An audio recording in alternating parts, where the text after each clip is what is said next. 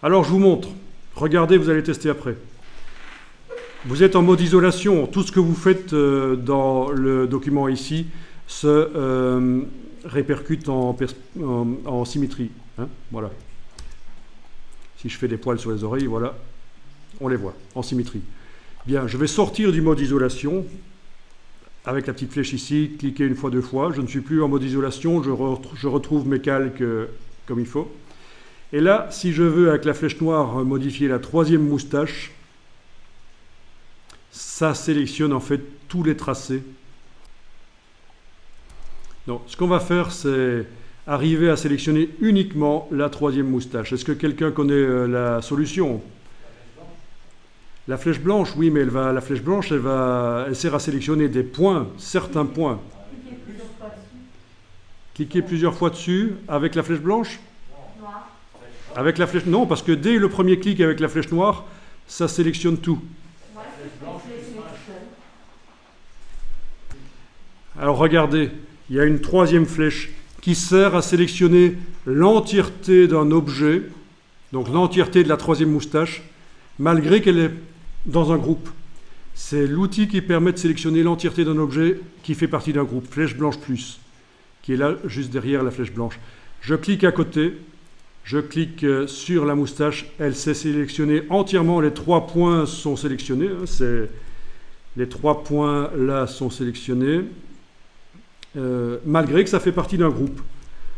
Alors testez ça, sortez du mode isolation et avec la flèche blanche plus, sélectionnez la troisième moustache et essayez de la remodeler avec le crayon.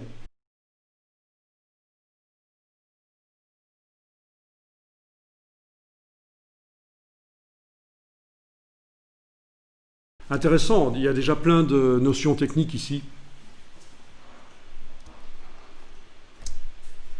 Alors ce qu'on fera à un certain moment, c'est qu'on prendra une image sur le web et on va s'en servir de modèle pour redessiner en symétrie par-dessus. On prendra l'image d'un animal, par exemple un lion vu de face, ou un singe ou n'importe quoi. On va redessiner en symétrie directement.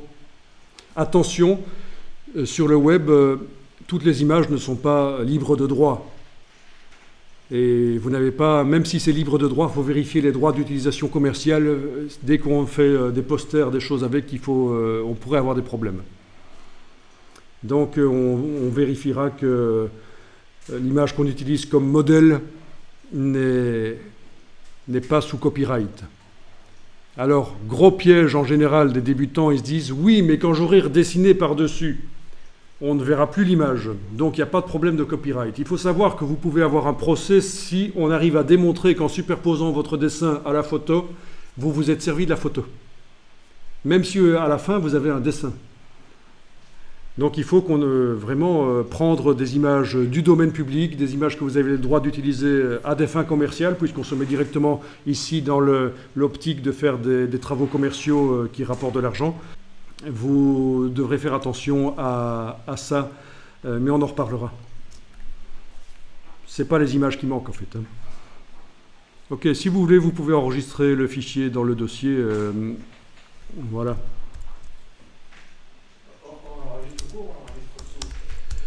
Vous enregistrez sous, voilà, enregistrez sous Adobe Illustrator.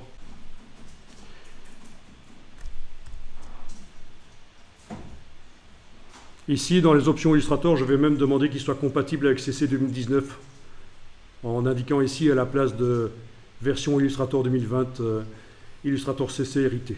Voilà. Bien sûr, vous êtes directement dans CC 2019, donc vous n'avez pas à rendre compatible avec CC 2019.